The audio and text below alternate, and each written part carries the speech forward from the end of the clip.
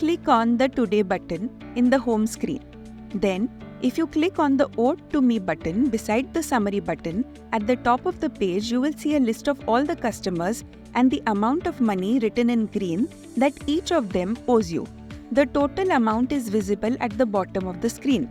You can click on any customer's name and choose View Ledger to get details of your transactions with her. You can also send a payment reminder to your customers by clicking on her name and choosing Send Payment Reminder from the drop-down menu. When you click on Send Payment Reminder, you can choose your method of sending the reminder, SMS or WhatsApp. Here, you can also check what you owe your vendors by clicking on the Owed by Me button.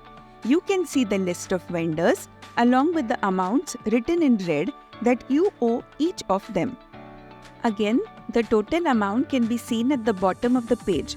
You can view the details of each amount by clicking on the name of the vendor and choosing View Ledger. Please remember to use the Payment In button as you receive balance payment from your customer. Similarly, use the Payment Out button for balance payment that you make to your vendors.